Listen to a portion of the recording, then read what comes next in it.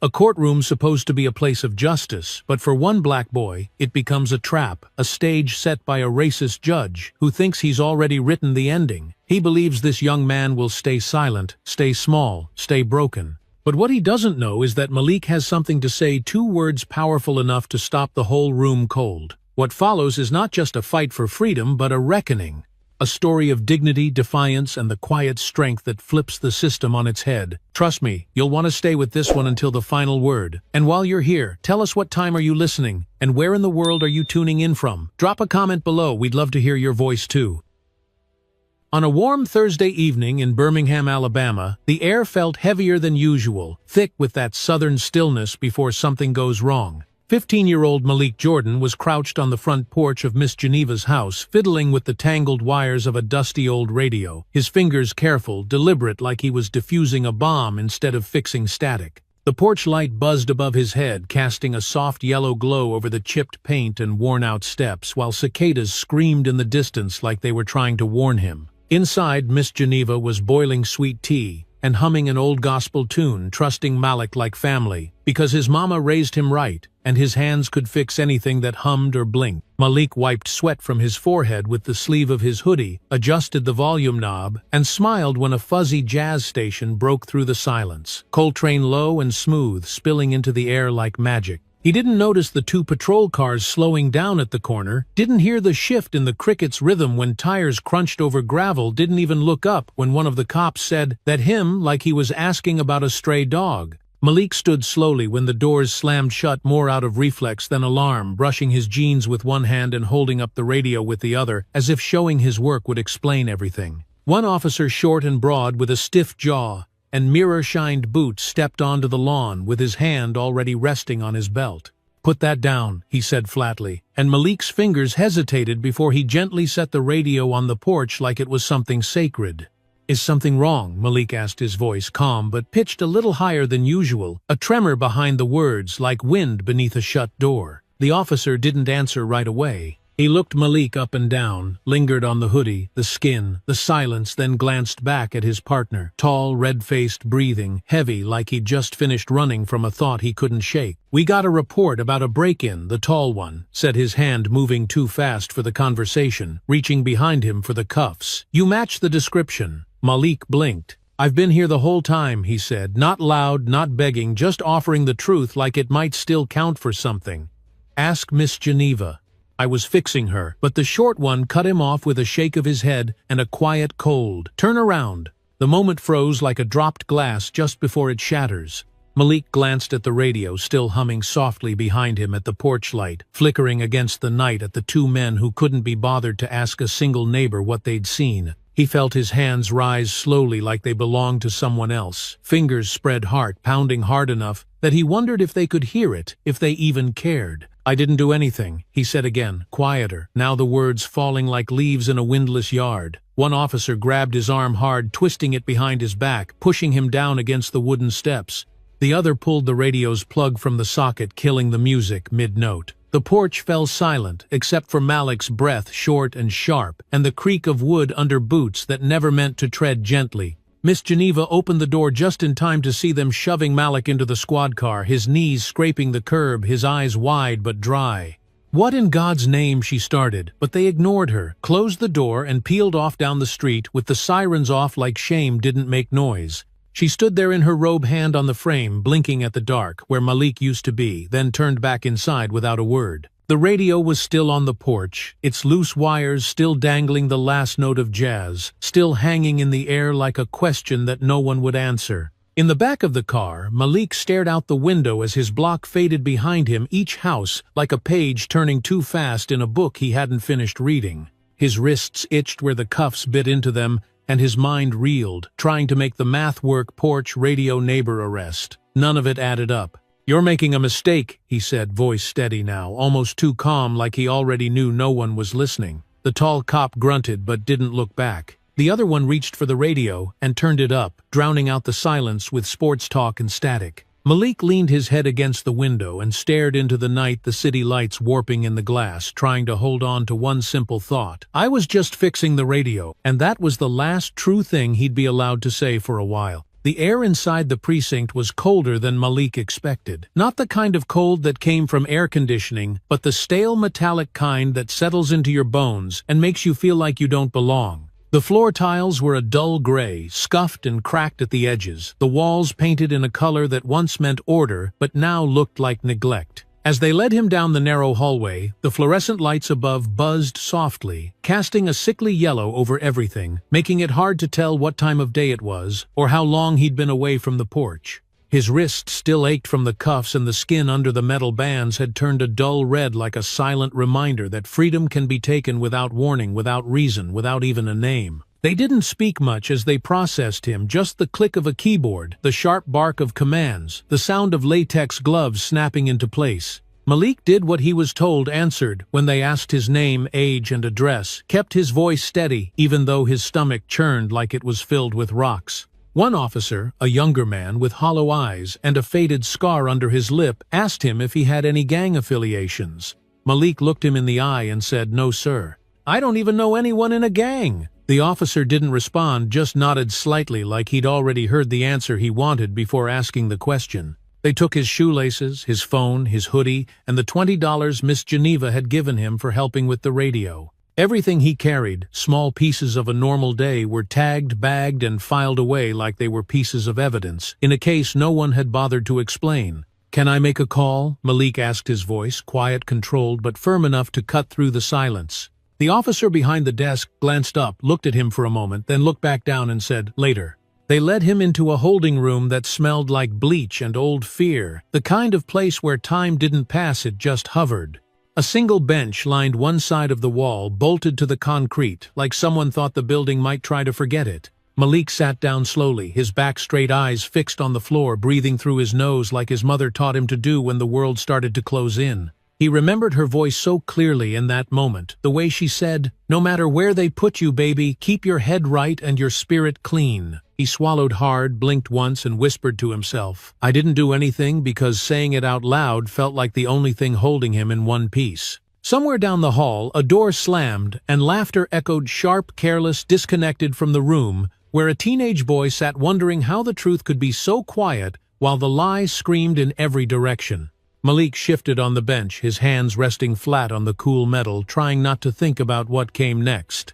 He didn't know if his mother had been called, if she was even awake, if someone had told her where he was or what he'd supposedly done. He imagined her getting home from work, her back sore from hours of pushing a mop, calling out his name when she didn't see his shoes by the door. The thought of her worry hit harder than the cuffs had, and he closed his eyes for a moment to breathe it away. Time passed differently in that room. Minutes stretched out like hours, and hours curled in on themselves until nothing made sense.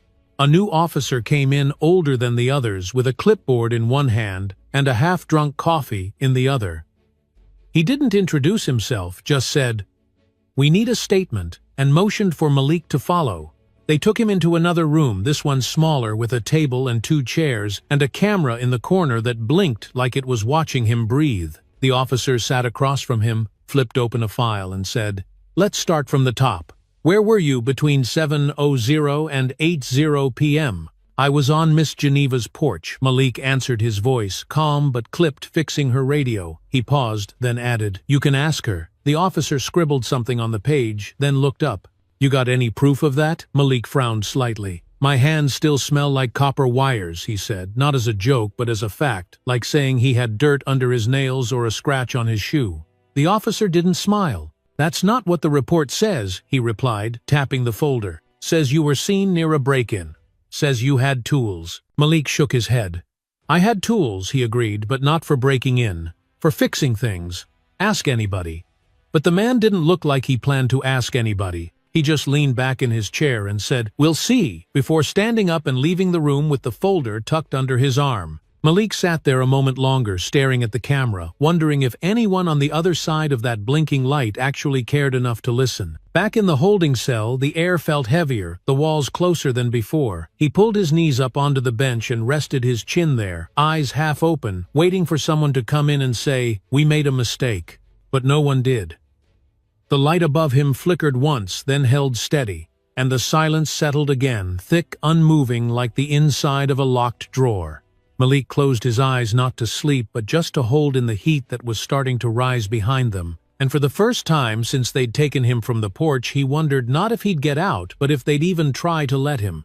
The first time Malik Jordan saw Judge William Monroe, he didn't notice the robe or the bench, he noticed the eyes. Cold, pale blue like frozen glass behind thick lenses, staring down at him with a tight-lipped expression that didn't suggest curiosity or concern, only conclusion. The courtroom was larger than any room Malik had ever stood in, with ceilings that disappeared into shadow, and rows of pews packed with people whose eyes never met his. It smelled faintly of polish and paper, with that bitter hint of old carpet and something older underneath, something like tension held in the walls. As he shuffled forward in the ill-fitting jumpsuit they gave him that morning, bright orange, stiff at the seams, far too large for his narrow frame. He felt the cuffs on his wrists clink softly, a metallic reminder that he wasn't here to be heard, just to be handled. His public defender, Mr. Brian Vickers, trailed beside him, eyes already scanning the floor as if the tiles might offer guidance or mercy. He was a thin man in a cheap brown suit that wrinkled like a used napkin, and he carried a manila folder tucked under one arm that looked suspiciously untouched.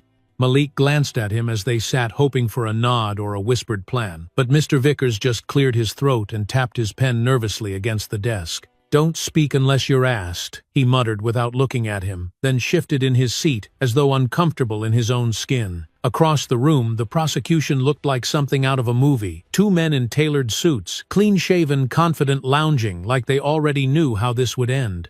They smirked when the judge entered, standing with theatrical poise, then sat with the ease of men who'd done this hundreds of times and almost never lost. Judge Monroe took the bench like he was returning to his throne, his back straight, his hands folded over a thick stack of documents, his gaze sharp and unwavering. His voice, when he finally spoke, was slow and gravelly, with a southern cadence dulled by years of authority. "Let's keep this brief," he said flatly, setting the tone before the hearing had even begun. Malik sat motionless, feeling every eye in the room pressing against his skin like heat from a nearby fire, unsure whether to stare forward or shrink into the collar of the jumpsuit. His chest rose and fell slowly, but his heart pounded in uneven beats, each thud echoing the same question. How did I end up here? He thought of his mom. Denise probably still at the hospital, mopping floors under flickering lights, waiting for a call that never came. He pictured her walking in the door, calling his name like she always did, and the echo in their apartment when no one answered. The prosecutor began, voice-sharp, eyes glinting as he paced with a remote in hand, ready to tell a story. Your Honor, the defendant, Malik Jordan, age 15, was apprehended on suspicion of burglary near the corner of Ashland and Pine.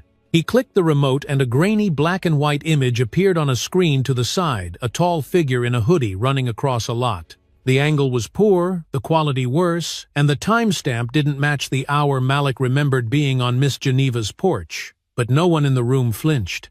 This image was captured near the scene at approximately 7:49 p.m. The prosecutor continued just minutes after the 911 call from the store clerk. Malik's voice caught in his throat. "That's not me," he said, almost too soft to be heard. Mr. Vickers shot him a quick look, shaking his head just enough to say, "Shut up," without using the words. The judge glanced down briefly, uninterested.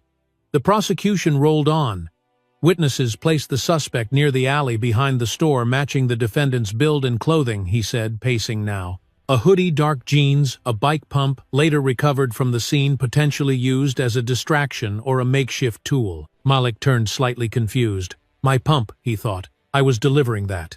His hands twitched in the cuffs, knuckles pale with tension. He opened his mouth again, but Vickers leaned closer and whispered, "You'll only make it worse." Malik swallowed the words, but they burned in his chest like steam trapped in a pipe. The prosecution closed with buzzwords Malik had only heard on the news or in movies: juvenile threat, delinquency, potential gang association. Each one felt like another layer of mud being thrown at a wall until something stuck. And when the judge finally turned to Mr. Vickers, his voice was tinged with impatience. "Does defense have anything to add?" Mr. Vickers stood awkwardly, fumbled open the folder, and pulled out a sheet that looked like it had been folded 3 times too many. "Yes, Your Honor, we assert that my client was not involved in any burglary," he began, but even Malik could hear the lack of weight in his voice. He was on the porch of a neighbor's house at the time, assisting with a radio repair. A few people in the gallery chuckled. The prosecutor raised an eyebrow, unimpressed. A radio judge Monroe repeated, tapping his pen against the bench. "That's your alibi." Vickers nodded. "Yes, sir. The neighbor, Miss Geneva Thomas, can verify." But the judge didn't even write her name down. Instead, he leaned forward just slightly so his shadow stretched out over the bench like a threat. "You expect me to believe this young man was just out fixing radios in the middle of the evening at the exact time a robbery took place a block away?" Malik lifted his eyes, met Monroe's gaze for the first time. "That's exactly what I was doing, sir," he said, calm but steady, like he had nothing else left to offer but the truth. Monroe held the look for a moment, then leaned back, rubbing the edge of his temple as though exhausted by the burden of disbelief. "No bail," he said, finally. "Flight risk. He stays." The words hit harder than the cuffs. Malik blinked, stared straight ahead, and tried not to move, afraid that even breathing too loudly might make things worse. Mr. Vickers sat back down without another word. The prosecutors shared a glance, a subtle nod, then began packing up their things like it was just another routine day. In the gallery, a woman wept softly. It was Miss Geneva, holding a handkerchief and shaking her head. Malik's chest tightened at the sound of it. They led him away a few minutes later, the clank of his chains echoing off the wood-paneled walls, each step heavier than the last. He didn't fight. He didn't speak. He didn't even look back.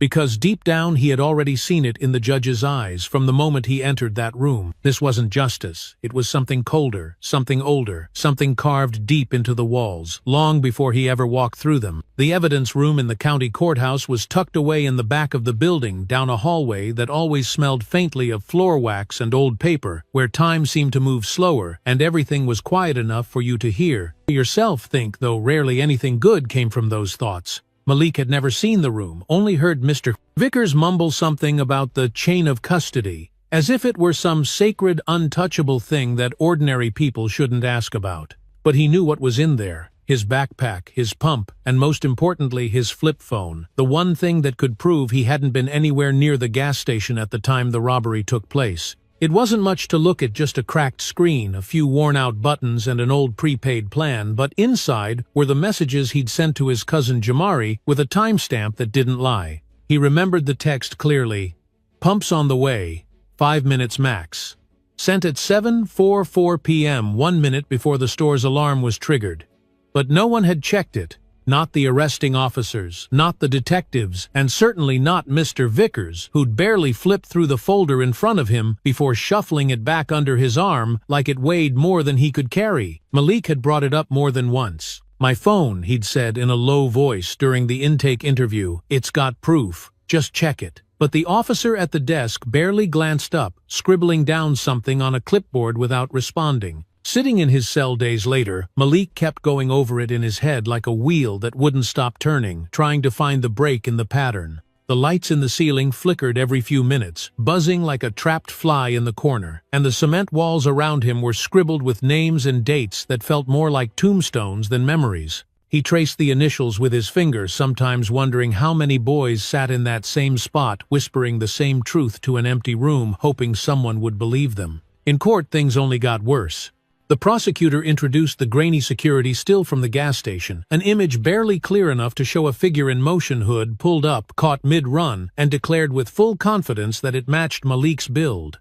The judge barely blinked. No mention of the timestamp, no pause for doubt, just a nod and a scribble as if checking off a list. When Malik leaned toward Mr. Vickers and whispered, "That's not me. It doesn't even look like me," the lawyer gave a small sigh and said, "It's not about that. It's about what they can argue." Then he adjusted his tie and sat back, like the trial had already left the station without him. That day, sitting at the defendant's table, Malik felt something shift, not something loud or sudden, but something deeper, quieter, like a foundation cracking beneath your feet. He scanned the room, noting how no one looked uncomfortable, except his mother, sitting alone in the back row, her hands clutched together so tightly her knuckles had turned white. Everyone else, the judge, the bailiff, even the stenographer, moved like they'd seen this scene 100 times before, like he was just the next name on the docket, not a person trying to be heard. The part that stung the most wasn't even the lies. It was how easy they made the truth disappear, how the simplest proof, his phone, was never even mentioned. "We have no video of him inside the store," the prosecutor had admitted, but followed up immediately with, "end footnote. But circumstantial evidence clearly places him at the scene." Then they waved around the hoodie like it was a smoking gun, as if every black boy in town didn't own one just like it. And when it came time for the defense to speak, Mr. Vickers stood with all the force of a man reading from a lunch menu, mumbling about Malik's good character and mentioning Miss Geneva like a footnote. He's never been in trouble before, Vickers offered, and was reportedly assisting an elderly neighbor at the time of the alleged incident. The word reportedly landed like a slap, and Malik saw the judge's eyebrow twitch ever so slightly, like even that modest attempt at defense was already too much. The bail hearing lasted less than 20 minutes. The judge denied it without hesitation. Given the proximity of the suspect to the scene, Monroe said his voice dry and final, and the inconsistencies in the alibi bail is not appropriate at this time. Malik didn't flinch, didn't speak, didn't even lower his head. He just sat there, fists clenched against the table, feeling something harden inside him that he hadn't known was there. Back in his cell that night, he stared at the ceiling for hours, the hum of the overhead lights rising and falling like waves against a shore that never moved. He thought about the pump, the porch, the moment he sent the text, and how simple it all was until someone else decided it didn't matter. He thought about the phone lying in a plastic bag with his name on it less than 50 feet from the courtroom where everyone talked around him like he was a ghost. That was the night Malik stopped hoping for help from inside the system. It wasn't rage exactly, and it wasn't despair. It was something quieter, something colder, a stillness that settled into his chest like smoke that wouldn't leave. He realized then that in this place being right didn't mean being free, and the truth, unless someone fought for it, was just another thing left behind in an evidence locker. So he closed his eyes, breathed deep through his nose like his mother had taught him, and promised himself one thing: if no one checks that phone, I'll say it out loud every time they let me speak. And for the first time since he'd been taken from that porch, he didn't feel small. He felt steady, solid, ready. Malik sat quietly on the edge of the thin mattress in his cell elbows, resting on his knees, fingers laced tightly together like he was holding something fragile that might shatter if he let go. The blanket behind him was bunched and lopsided, the corners of the sheets curling upward like they didn't want to be there either. Outside the narrow barred window, a sliver of sunlight bled into the concrete room, but it didn't feel warm. It just made the dust in the air more visible, floating slowly like memories he didn't ask for. He had gone over everything again and again. The pump, the porch, the call to Jamari, the porch light flickering behind him like a steady heartbeat, and no matter how many times he retraced the steps, the path always led back here, back to this cell, back to silence. That morning, when the guard tapped his baton against the bars and muttered, "Court in 15," Malik had barely moved, just nodded slowly, and stood bone stiff from sleep and something deeper. They'd given him the same jumpsuit, same scuffed shoes, same blank expression like it was part of the uniform. Mr. Vickers met him in the hallway outside the courtroom, holding a manila folder with one hand and a foam coffee cup in the other, his shirt collar already beginning to wilt. "Let's just get through today," he muttered, as if Malik had any say in that, and the boy only nodded again, not because he agreed, but because resistance here didn't come in the form of shouting. When they entered the courtroom, Malik could feel the shift before anyone said a word. The gallery was thinner today, fewer faces, less noise, just that low murmur of side conversations and shuffling papers. Judge Monroe sat taller than usual, chin raised slightly, as though he was watching a performance from above rather than presiding over someone's life. The prosecutors looked relaxed, seated with arms stretched across their chairs, whispering to one another with small smiles, like everything was moving exactly as they wanted. "Mr." Vickers gave a single cough, then began rummaging through his folder, his fingers fumbling clumsily over the pages. He hadn't opened it before, court hadn't asked Malik any questions, hadn't even said his name since they left the holding block. When the hearing began, the prosecutor rose with a click of his pen and launched into a summary so polished it felt rehearsed. "The suspect was apprehended near the scene," he said, gesturing toward the blurred security footage now paused on the screen. He matched the description given by the store clerk. Dark hoodie, medium build, black male, seen fleeing north. His words were smooth and sure, and no one asked how many boys fit that vague outline or why the video didn't show a face. They didn't need to. The pieces were already arranged. Then it was the defense's turn. Mr. Vickers stood slowly, holding a single sheet in his hand like it might protect him. "My client," he began, clearing his throat, "maintains his innocence and states he was at a neighbor's residence during the time of the alleged incident." He looked toward Malik briefly, then back at the paper. Miss Geneva Thomas can provide testimony. She confirmed he was there helping her with a household repair. The judge raised an eyebrow and the room paused like everyone was holding their breath for the punchline. "Is Miss Thomas present today?" Monroe asked, his voice tinged with doubt. Vickers glanced around, then shook his head. "No, Your Honor. She was unable to attend." The silence that followed wasn't loud, but it pressed down on Malik's shoulders like a weight. He shifted slightly in his seat, fists pressed against his knees, the cuffs rattling softly. Monroe nodded slowly, then leaned forward, resting his arms on the bench, eyes narrowing just slightly. "So what you're telling me," he said carefully, "is that this young man's only alibi isn't here, and your only evidence is hearsay." Mr. Vickers opened his mouth as if to answer, but nothing came out right away. He looked at Malik for help as though the boy was supposed to pull something out of thin air, and Malik swallowed hard before speaking. "Check my phone," he said, his voice low but clear, eyes fixed on the judge. "The texts are still there. I messaged my cousin before anything happened. The time, look at the time." The judge's mouth twitched, not a smile, not quite contempt, but something close. "Is this the same phone that's been in evidence since your arrest?" Malik nodded. "Yes, sir. Nobody's looked at it yet. But the texts, that's enough," Monroe cut in, turning to the clerk. "We're not going down a rabbit hole of self-verified claims today." For a moment, the words didn't land. Malik sat there, staring forward, lips slightly parted like he hadn't heard right. But then Mr. Vickers was sitting again, and the prosecutor was already packing his notes, and Monroe was scribbling something into his ledger, the gavel within reach. It wasn't that they rejected the truth, it was that they never even paused to consider it. As Malik was led from the courtroom, his mother rose quietly from the back row, arms folded tight against her chest. Their eyes met for only a second, and in that look there was no panic, no outburst, just something steadier, deeper, as if they both understood exactly what had happened, even if no one else would say it aloud. Back in the van, Malik sat with his head against the window, watching as the courthouse blurred behind him. The reflection of his face in the glass looked older, somehow sharper around the edges, like someone who had stopped waiting for things to make sense. He didn't say anything to the guard beside him. He didn't ask questions.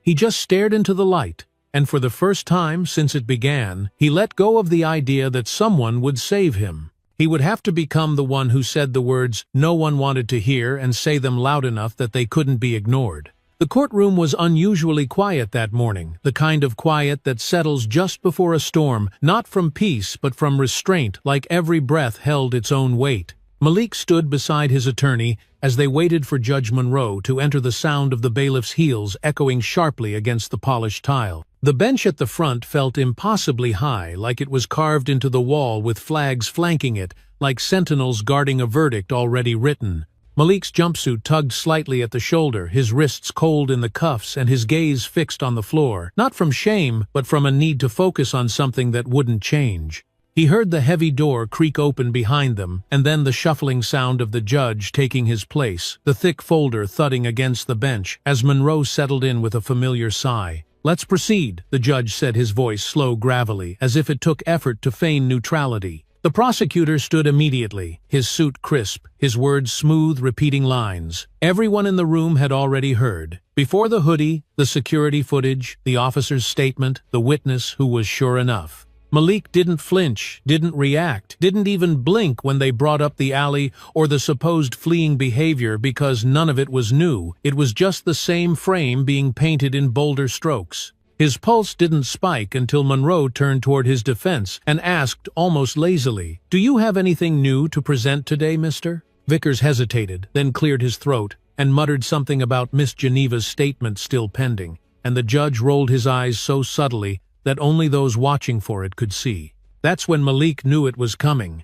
That's when he stopped waiting for someone to speak for him. He stepped forward just half a pace, enough for his voice to carry without forcing it, and said, "Check my phone." It wasn't loud, it wasn't angry, it wasn't desperate, it was just clear, even, and direct, cutting through the murmurs and shuffling like the sudden chime of a bell. Monroe's eyes shifted slowly toward him, one brow lifting as if the boy's words had disturbed something settled.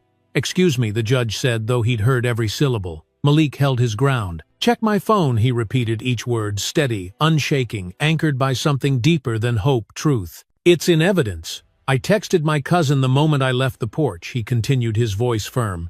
It's time-stamped. You'll see. The courtroom held its breath. Even the clerk's pen paused mid-scratch, and for a moment something shifted, not because anyone believed him yet, but because no one had expected him to speak at all. Mr. Vickers turned toward him, a warning in his eyes, but Malik didn't look away. He kept his gaze on the judge, not defiant, not pleading, just certain. Monroe narrowed his eyes, then leaned back in his chair, resting one hand under his chin, considering whether to humor the boy or dismiss him outright. If that's true, he said slowly, why hasn't your attorney submitted it, Mr. Vickers shifted, fumbled with his notes, but Malik answered first. Because no one asked. No one cared, he said, not accusing, just explaining. But it's there. You can check it in 5 minutes. The judge looked toward the prosecutor, who raised his shoulders slightly and offered a half smirk. Your Honor, I doubt anything of evidentiary value was overlooked, but we can verify.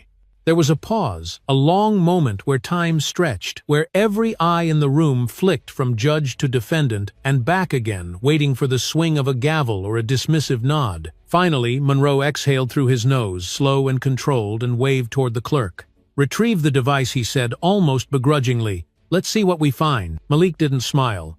He didn't breathe easier.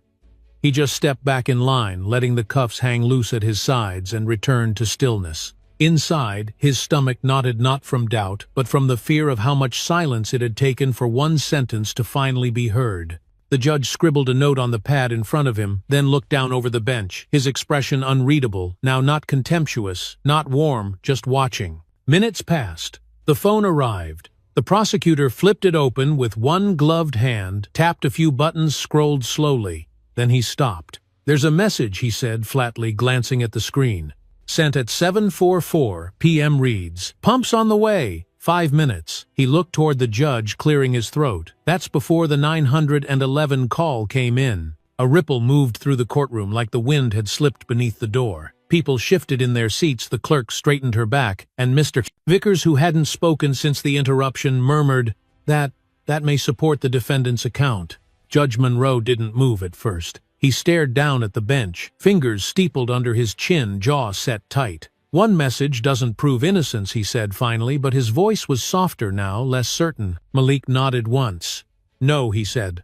But it proves I wasn't lying. There was a quiet so dense it seemed to press against the walls, not just in the courtroom, but inside Malik's chest, where something had been locked down for days.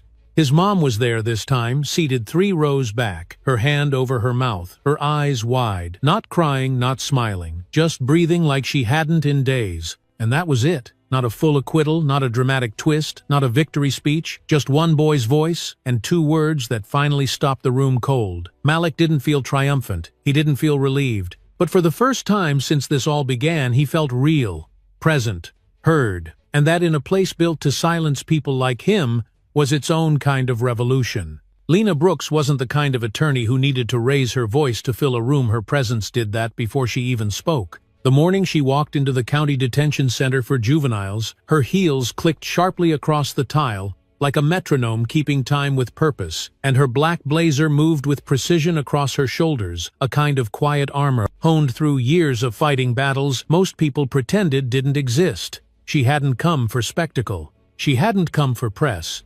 She came for the truth, and for the boy the system had buried behind paperwork and shrugged shoulders. The glass in the visitation room was streaked with fingerprints and years of unspoken apologies, but Lena didn't sit. She stood tall when Malik entered his steps, slow, his face thinner than she'd expected, and his eyes, those eyes were older than they had any right to be. He didn't say much at first, just studied her carefully, like someone trying to figure out if the person across the glass was another promise waiting to collapse. Lena offered a small nod, then spoke gently but firmly. I'm Lena. Your mother hired me. I want to hear everything. Don't leave anything out. Malik's voice was quiet but clear, and as he spoke he didn't flinch, didn't dramatize, didn't ask for sympathy. He simply told her what happened. The porch, the pump, the radio, the cops, the cuffs, the courtroom. And then he said it again with more urgency this time. They didn't even look at my phone. Lena leaned forward, pen poised over her notebook, her brow tense. Are you sure? Malik met her gaze without hesitation. Yes. It has the message to my cousin. The time proves I wasn't even near that gas station when the alarm went off. By the time she left the facility, the sun had climbed higher in the sky, casting harsh shadows along the sidewalk, but Lena barely noticed the heat. She was already flipping through her mental checklist, already drafting motions, already thinking of how much time they'd wasted chasing the wrong thing. She didn't walk to her car, she marched. The phone, she knew, was the key. But it wasn't just the data, it was the negligence, the quiet way the system had avoided doing its job. That same afternoon, she drove straight to the precinct and demanded the evidence log. The officer behind the desk gave her the kind of look people give women who don't smile when they're expected to. But Lena didn't blink. "I need the personal items recovered from Malik Jordan the day of his arrest," she said, placing a signed authorization letter on the counter. "Especially the phone." The officer grunted, disappeared into the back, and 20 minutes later returned with a sealed plastic bag holding a scratched flip phone, some loose gum wrappers, and a folded sketch of a bicycle drawn in pencil. Lena took the bag, nodded once, and left without a word. Back at her office, she plugged the phone into a charge cable, her fingers moving with methodical urgency. The screen came to life slowly, the battery icon flashing like a weak pulse trying to return. She waited, pacing the floor, staring out the window at the city that spun too fast to notice what it crushed. When the phone finally unlocked, she opened the message folder.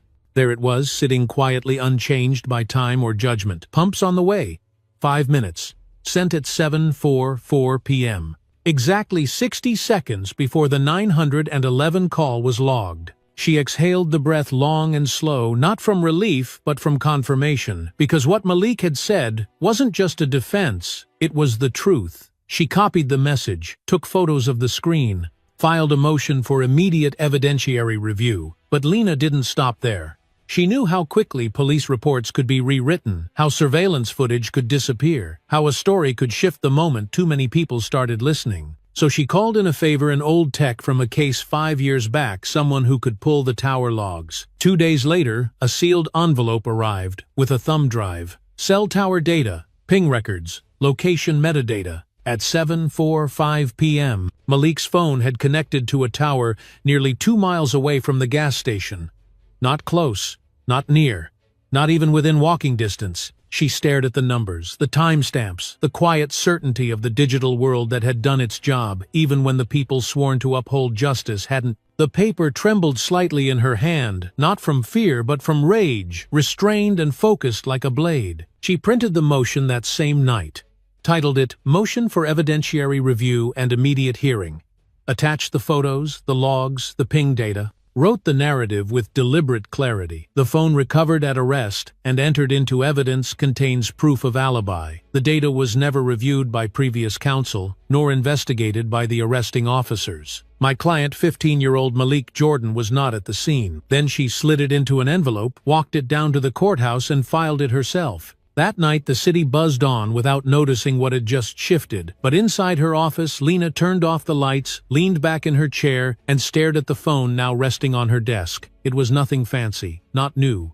not sleek. Just a small, cracked device with faded buttons and a message that had waited patiently for someone to read it. She thought of Malik alone in that cell, waiting not for a miracle but for someone to care enough to verify what he already knew. She imagined his mom pacing the floor in their apartment, calling every number she could find, wondering if this time someone would actually listen. Lena sat there a while longer, letting the silence settle, letting the weight of everything rest on her shoulders.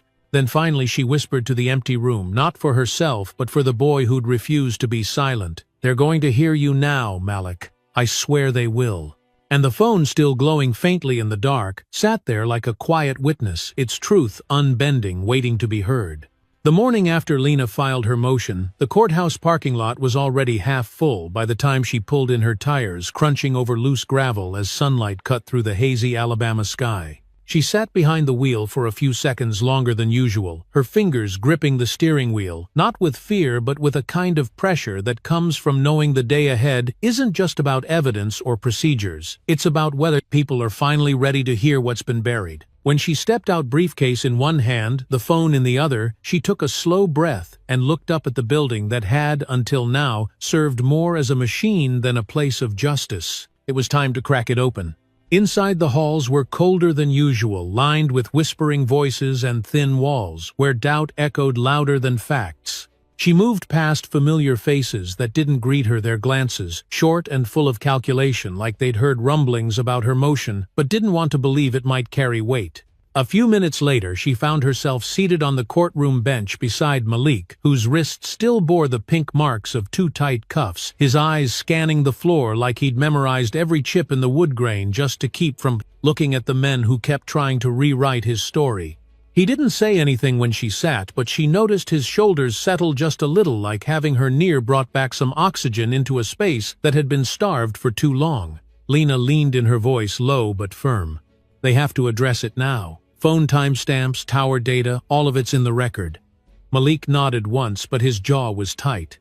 "That's only if they let it matter," he said, not bitter, not dramatic, just honest. As the bailiff called the courtroom to order, the door creaked, and Judge Monroe entered, his robe billowing slightly, as he moved behind the bench like a man stepping into the center of his own stage. The room stilled, the murmurs stopped, and Monroe glanced down at the folder that now bore Lena's name in bold print across the top. "We are here today," he began to address a motion filed regarding potential evidence that may bear relevance to the case at hand. His tone was flat, but the courtroom didn't miss the resistance buried in the phrasing.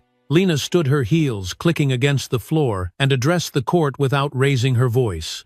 "Your Honor, the defense has submitted irrefutable digital evidence, text messages and tower logs that clearly place my client away from the crime scene." She held up the flip phone, its screen cracked but glowing faintly under the lights. This message was sent before the 911 call was made. "This data shows Malik Jordan was not even within a mile of the gas station at the time in question." There was a stillness in the room, not because people believed her immediately, but because her words didn't leave room for comfortable ignorance. Monroe adjusted his glasses, not looking at her directly, and said, "Miss Brooks, we will review the material, but until that process is complete, the court will not entertain any premature conclusions." Lena didn't flinch. "I'm not asking for conclusions," she replied.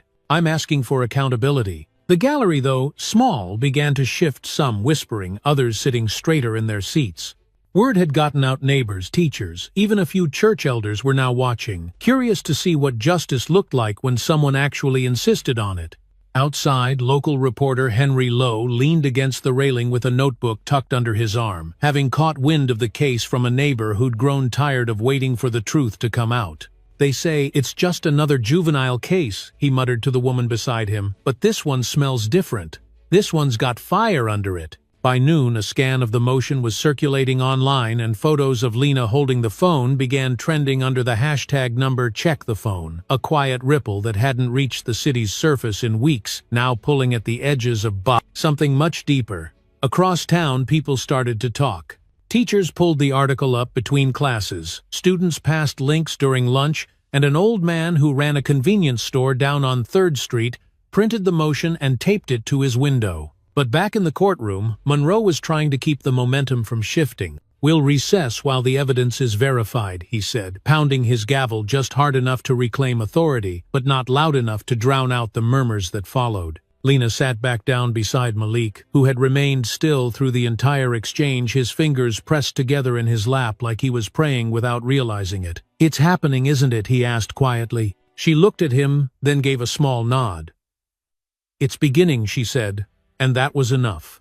By that evening, the courthouse steps had begun to fill, not with protesters shouting into megaphones, but with people holding signs scrawled with Malik's name, with drawings of flip phones and timestamps, with quiet prayers turned public. Lena stood at the top of the steps, her voice clear, calm, unwavering. "This isn't just about one boy. It's about a system that forgot how to look before it judged.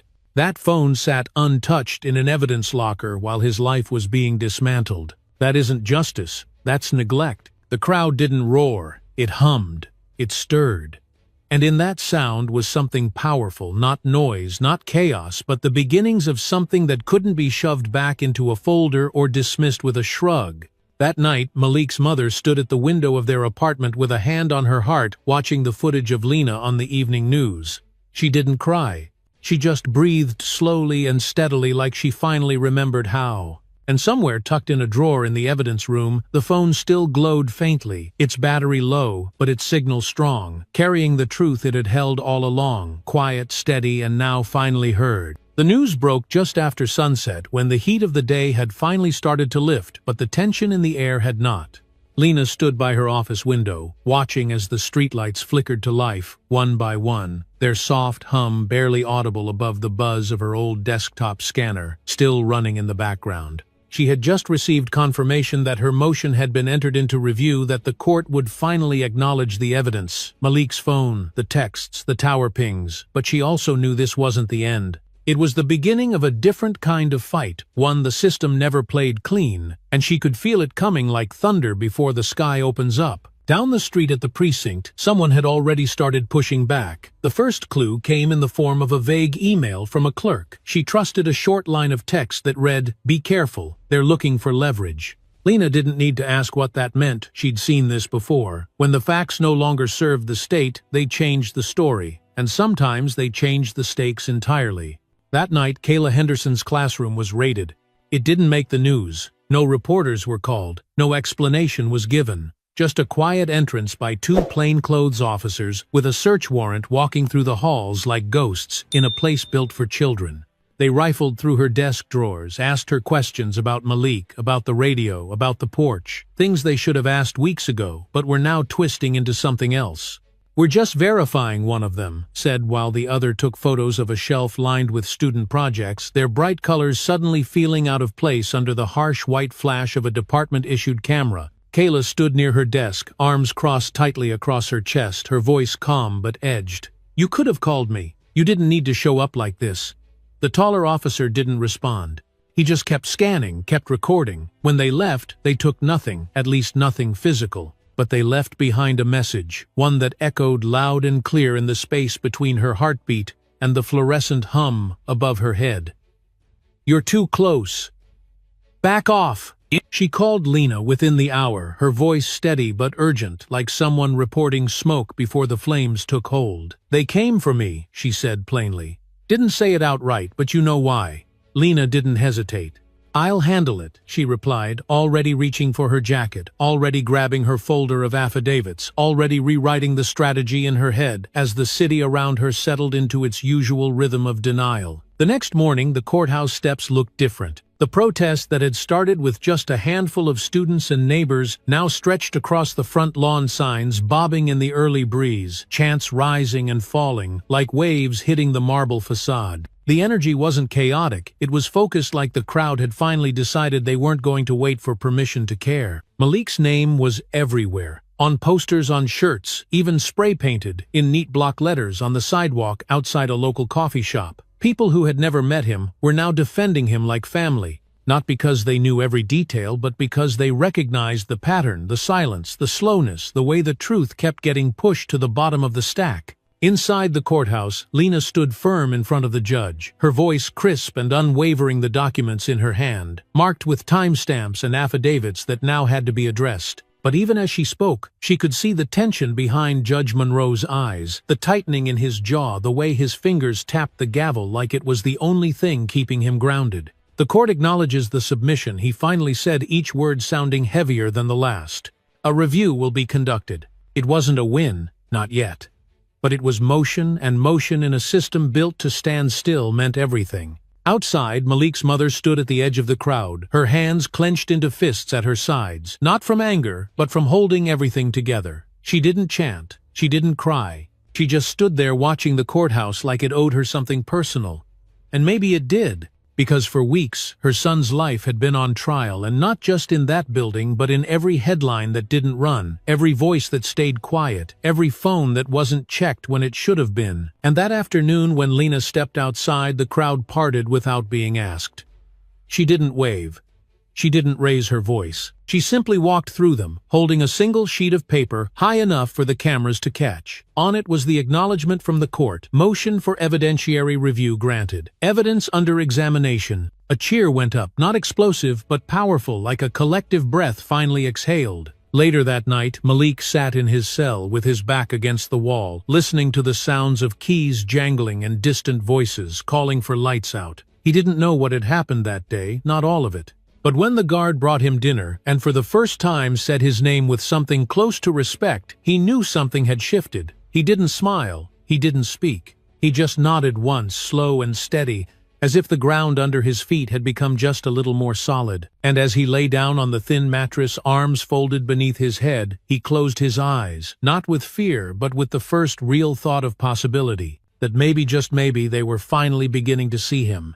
Lena found him on the 4th floor of the courthouse, tucked behind a maintenance cart, his back curved slightly as he polished a brass railing no one really noticed anymore.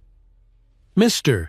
Clifton moved slowly, not from age, but from a kind of deliberate care, like someone who'd learned long ago that the world treated you better when you moved gently through it. His gray coveralls were faded at the knees, and his shoes squeaked every few steps, but his eyes, sharp and quiet, watched everything. Lena had passed him many times before, always with a polite nod, but today she stopped and leaned in slightly, her voice lowered like she was asking a favor she didn't quite know how to phrase. "Mr. Clifton," she said, "you've worked here longer than anyone, right?" He didn't answer right away, just kept moving the rag in slow, precise circles, before finally saying, "Long enough to see what most folks pretend not to." That was all the invitation she needed.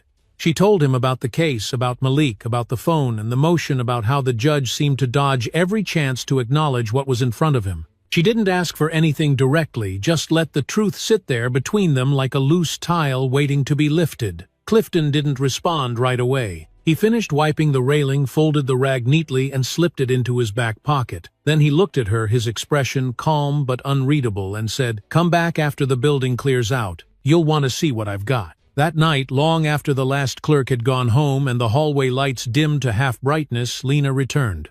The courthouse at night was a different place, quieter, yes, but also more honest in its silence, like the walls finally stopped pretending. "Mr."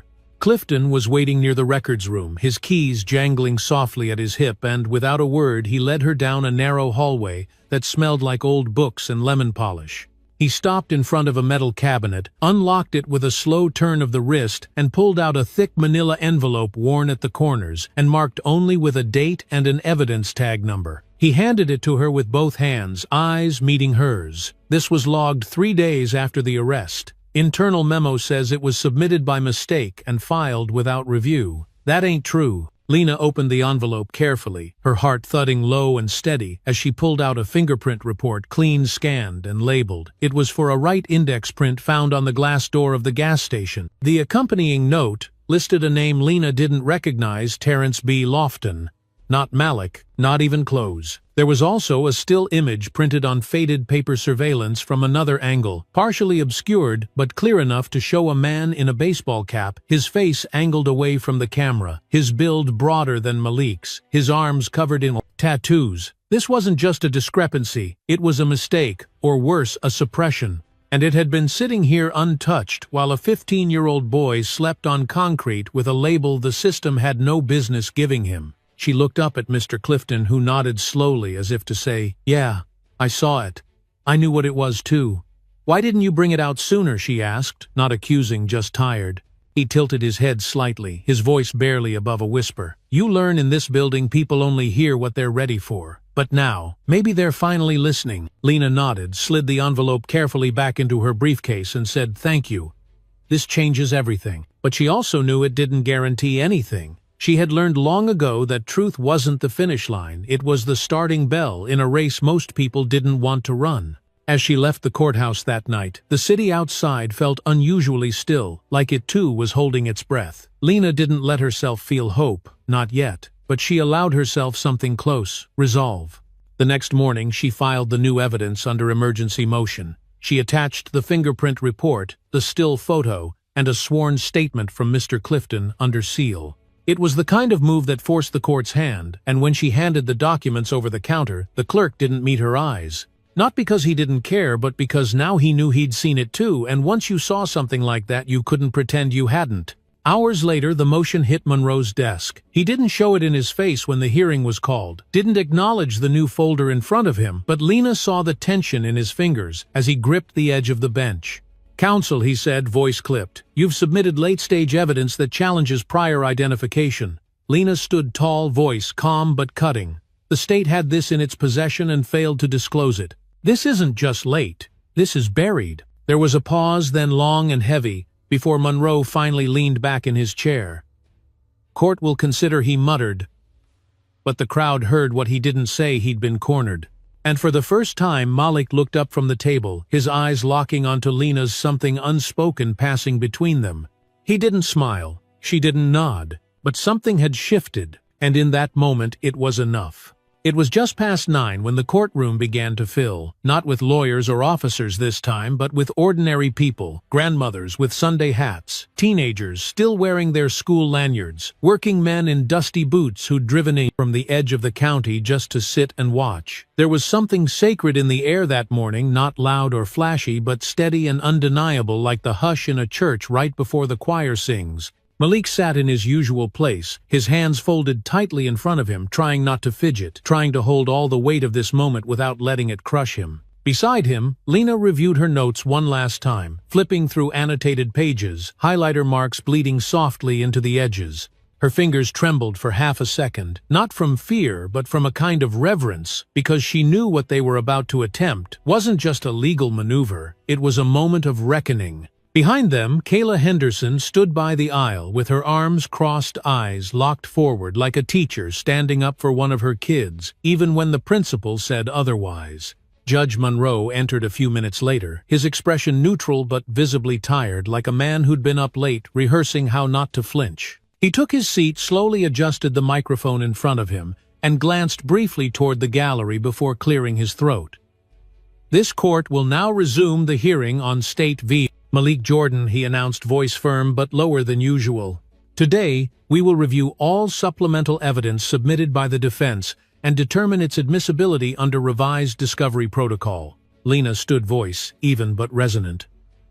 "Your Honor, the defense has submitted not only digital records but also physical evidence overlooked or omitted from the original case file. We are asking not for leniency but for fairness." She held up the now famous flip phone, its cracked screen taped over like a battle scar. "This device, ignored by the prosecution, contains the truth we were told didn't exist, but it was there the whole time." There was a hush in the room, like the crowd itself was leaning forward, drawn in by the sheer weight of her words.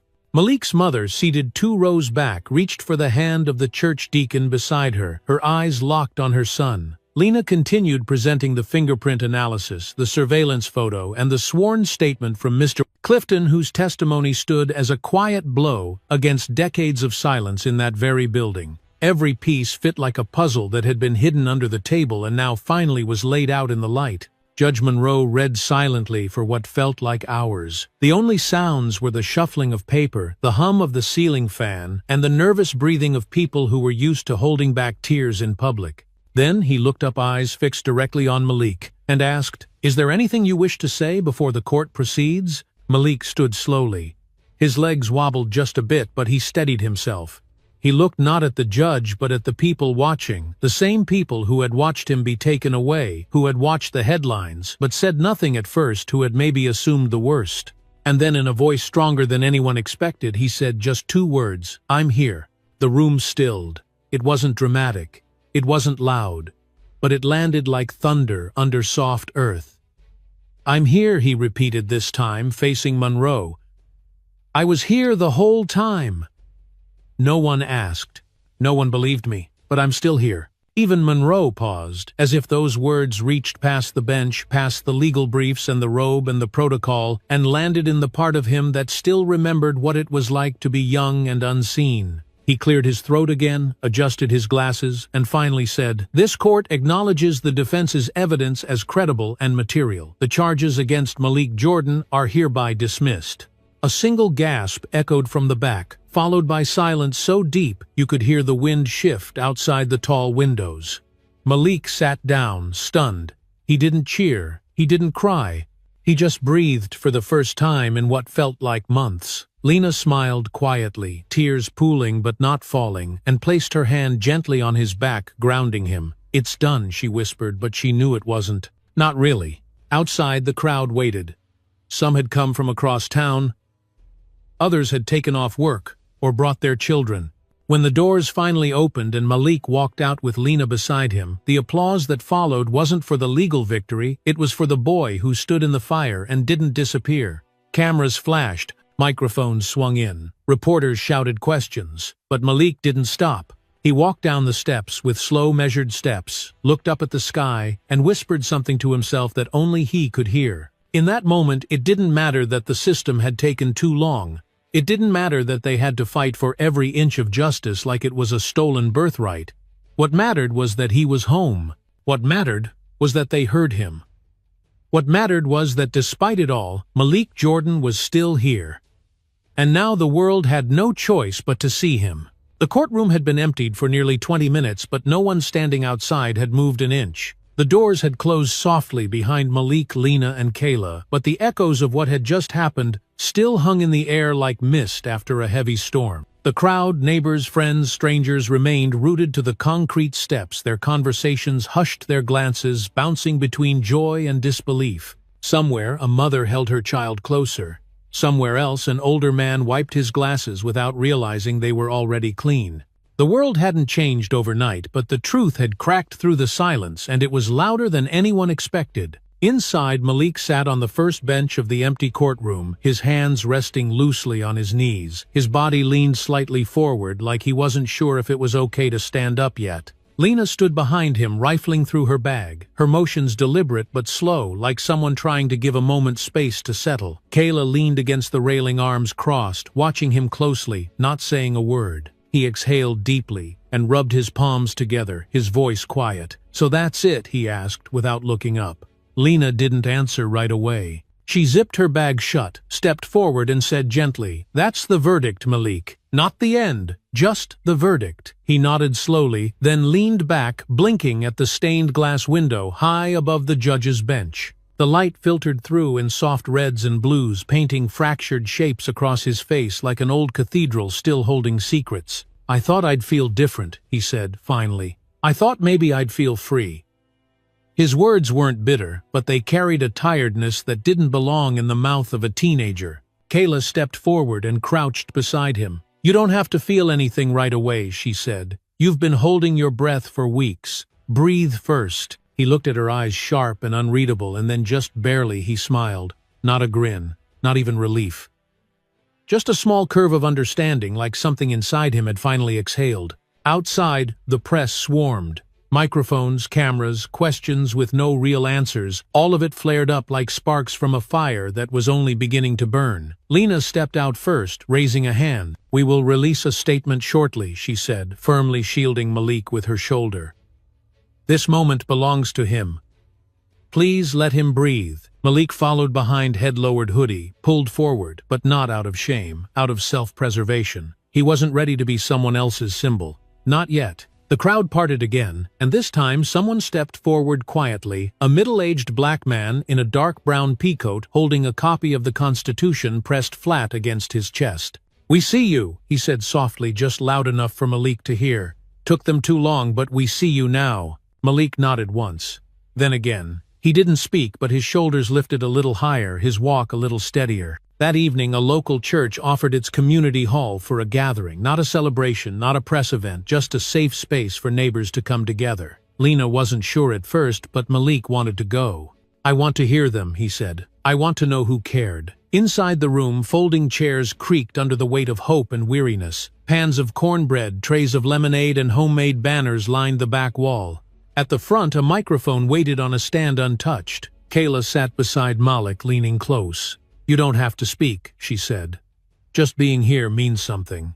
He didn't reply, just stared ahead, tapping his foot slowly against the linoleum floor. The hum of quiet conversation surrounded them, punctuated now and then by soft laughter or the clink of a fork against a paper plate. A woman stood and spoke first, her voice trembling but proud. "I don't know you, baby," she said to Malik, "but I prayed for you every morning. I prayed they would listen. I prayed they would see." One by one, others rose.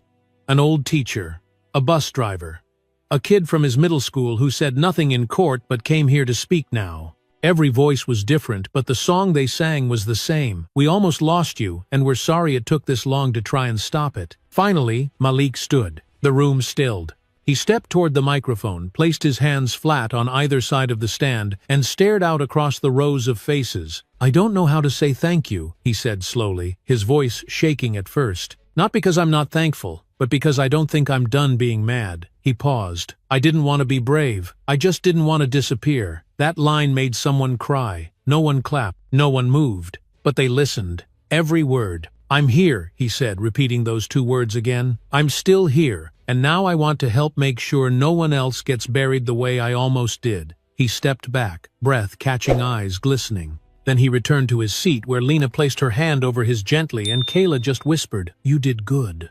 That night, after the church hall emptied and the folding chairs had been stacked, Malik stood alone in the parking lot under the orange glow of a flickering street lamp. The city hummed in the distance. A dog barked somewhere down the block. But in that pocket of stillness, he looked up at the sky, wide, dark, endless, and for the first time in months, he didn't feel trapped beneath it. He wasn't healed. He wasn't whole, but he was no longer invisible. And that was a beginning.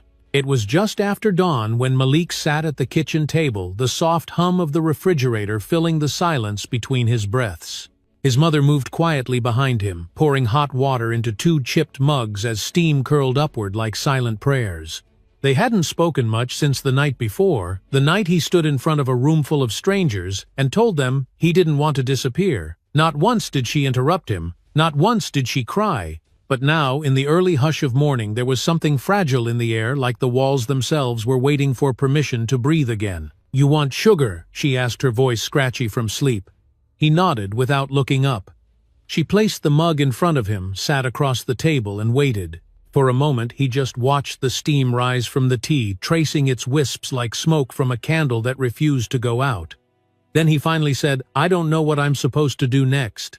She didn't rush to answer. She just wrapped her hands around the mug and said gently, "You live, baby. You live however you need to." Her words didn't fix anything, but they planted a seed. And right now, that was enough. Later that day, Lena called. Her voice was tired but steady, like a woman who had stood through the storm and was now sorting through the wreckage. "The mayor's office wants to meet," she said. "Not press, not show.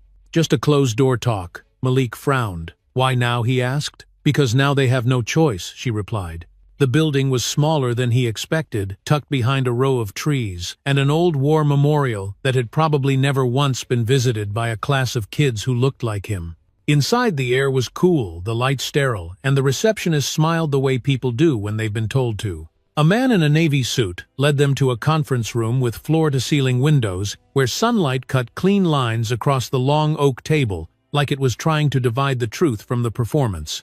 2 officials were already seated. One of them was the mayor's deputy, a broad-shouldered man with silver hair and a practiced smile. In the other, a younger black woman with intelligent eyes and a legal pad half filled with notes. The introductions were brief. Lena sat beside Malik, and once everyone had settled, the deputy began. "We wanted to express our deep regret for the failure of the system. In your case," he said, hands folded carefully in front of him, "this should have never happened." Malik didn't respond. Not out of disrespect, but because apologies, especially practiced ones, didn't carry the same weight once you'd lived through what they were trying to erase.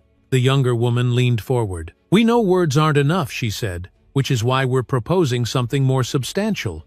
A city-led youth justice initiative, led by you if you're willing." Malik blinked. "Me?" he asked, voice flat. "Yes," she said. "We believe your voice can guide the conversation we've been avoiding for too long." He sat back in his chair, heart-thudding, slow but steady eyes scanning their faces for signs of pretense. And then, almost without meaning to, he asked, "Will it change anything?" The woman didn't hesitate. "Not everything. But it's a start. And right now we need a start." He didn't agree that day. He didn't say yes or no. But he left the meeting with a folder under his arm, and something heavier than anger in his chest. Responsibility. And it scared him more than he expected. That night, he sat in his room with the folder open in front of him, pages of program outlines and proposed budgets spread across his bed like puzzle pieces from someone else's life. He turned them over one by one, not reading the words but feeling the pressure between the lines. Then his phone buzzed. A text from Kayla. "Proud of you. Doesn't mean you have to fix the whole world. Just your corner of it." He stared at the screen for a long moment, then typed back, "Not sure where my corner is yet." She replied a minute later, "Maybe it starts with you drawing the map." The next morning he walked to the community center alone. It was still locked, the sign crooked, the paint chipped along the edges of the double doors. but he stood there for a long time, imagining kids playing basketball, elders leading storytelling, circles, volunteers tutoring with chalk-stained fingers. He didn't have the answers yet, but he had the image, and for now, that was enough to take the first step. Over the following weeks, he worked with Lena, Kayla, and a small group of organizers to craft the vision into something real. It wasn't glamorous. It was meetings with folding chairs and bad coffee arguments over grant proposals and long nights drafting mission statements that felt honest. Malik didn't want to be a symbol. He wanted to be useful. Sometimes he still felt the old anger rise when he saw a boy the same age being followed around a store, or when he heard someone call him articulate like it was a surprise. But now he had something to pour that anger into. Not vengeance, not noise, but action. 3 months later, on the day they cut the ribbon to open the new Center for Restorative Futures, Malik stood at the podium and said only this: "This building isn't here because someone believed in me. It's here because I refused to let them forget me." The crowd erupted in applause, but Malik just stepped back, hands in his pockets, and let the moment speak for itself. After the ceremony, he walked behind the building alone, sat on a bench under the wide arms of an old oak tree, and stared up at the sky. The wind rustled softly through the branches.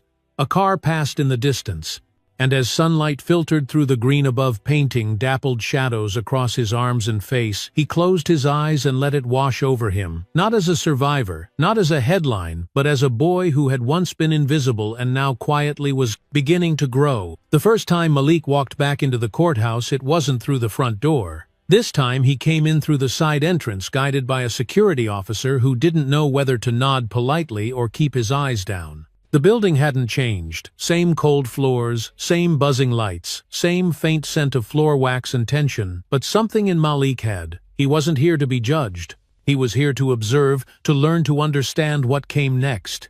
Because healing didn't end with a verdict, and justice wasn't a moment, it was a process. He moved slowly, letting his shoes echo down the hall in deliberate, even steps, as if reminding the walls he was still here. In the main courtroom, a new case had begun. A boy about his age, maybe younger, sat beside a tired-looking public defender while a prosecutor shuffled papers like he already knew the outcome. Malik didn't know the details. He didn't need to. The dynamic was too familiar to ignore. He slid into the back row quietly and watched. Not as a victim, not as a guest, but as someone trying to see the system with clearer eyes. Later that afternoon, he sat on the courthouse steps, elbows on knees, hands clasped together, staring at the sidewalk where he'd once stood in shackles. The weather was warmer now, the sun more generous, and traffic buzzed by, like the city had no idea this place carried ghosts. A woman passed by, recognized him, and offered a quiet wave. "Glad you made it out," she said softly. "Now keep going." He thought about that phrase for the rest of the day. Keep going. Not congrats. Not good job. Just forward motion. And maybe that was the point. He didn't owe anyone a triumphant ending, but he owed himself a beginning that wasn't soaked in fear. The next week, Lena brought him to a community roundtable on juvenile reform hosted at a high school gym that smelled like sweat and wood polish. Teachers, parents, counselors, pastors, they all showed up with notes, concerns, and too many stories that sounded just like his. At first, Malik sat quiet, letting the rhythm of conversation move around him. But when a woman in her 50s stood up and said, "I'm tired of burying my students before they graduate," something inside him broke open. He raised his hand, stood up slowly, and cleared his throat. "I wasn't supposed to make it either," he said. "Not because I did something wrong, but because people stopped seeing me as a kid." The room went still. No camera flashes, no applause, just the collective intake of breath from people who knew exactly what he meant. A man across the room nodded. "What made them start seeing you again?" Malik thought for a moment, then said, "I stopped apologizing for existing, and I started speaking like I belonged in the room." After the meeting, a girl about 16 approached him with tears still fresh on her cheeks. "They almost got me last year," she said. "I fought, but it's hard to keep fighting when everyone thinks you're already guilty." Malik didn't try to fix her. He didn't give her advice. He just said, "You're not alone, I promise." That night, back at home, he sat on the edge of his bed, phone buzzing with texts he didn't answer. His mother peeked in, saw him staring at the wall, and asked, "You okay?" He nodded. Then, after a long pause, said, "I want to go back to school." She blinked, caught off guard. "You sure?" He didn't hesitate. "Yeah, but not just to finish. I want to study law." Her eyes welled up and she stepped forward, hugging him tighter than she had in weeks. "Then let's make it happen." Malik knew it wouldn't be easy. He'd missed classes, lost credits, and would have to navigate more than just homework to get back on track. But he was ready, because every voice that had silenced him was now just noise behind a closed door, and every doubt they'd planted had already been pulled up by the root. Weeks later, he walked the halls of a local community college, with Lena and Kayla beside him. The admissions counselor greeted them with a warm handshake and an open folder. "Your story came across my desk," she said. "And I just want to say you're exactly the kind of mind we need here." As Malik filled out the application, he didn't feel like a symbol or a case study. He felt like a student, like a young man, reclaiming what the system tried to take. And when he signed his name on the final line, he exhaled softly and smiled, not because he'd arrived, but because for the first time in a long time, he knew where he was going. The courtroom was nearly empty now, the light pouring in from the high windows, soft and golden, casting long solemn beams across the polished wood. The chatter of lawyers and clerks had faded to a low murmur in the hall, and the air was still almost reverent. Malik stood alone at the center, where months ago he had once been shackled and speechless, and now stood tall in a navy blazer, his posture relaxed but steady, like a man who had finally reclaimed his own name. He took a slow breath, letting it settle in his chest as he looked up at the judge's bench, not in defiance, not in fear, but in understanding. This room had witnessed his near erasure, but it would also remember his voice. A janitor pushed a mop in the far corner, nodding quietly as he passed. Outside the tall doors, Lena waited along with Kayla and his mother, all talking in hushed tones, their eyes occasionally glancing toward where he stood, as if they didn't want to rush him. Malik wasn't in a hurry either. He wanted to take in every detail, the texture of the railing beneath his palm, the faint scent of old files and worn paper, the creak of the bench under his weight. He wasn't just visiting a memory. He was standing in it, rewriting it, anchoring it with something solid that no one could twist or take away. He turned slowly, taking one final look before stepping down the aisle, his footsteps echoing with a quiet certainty. As he pushed the doors open and stepped into the hallway, sunlight bathed his face, and a few heads turned. A reporter recognized him but didn't approach, maybe sensing this wasn't a moment meant for headlines. Kayla smiled softly. "You good?" she asked. Malik nodded. "I'm ready." That afternoon, they returned to the community center for a small gathering. Nothing flashy, just students, mentors, and families who had become part of the work Malik had begun. There were no speeches, no banners, just people who had shown up because they believed in what was being built.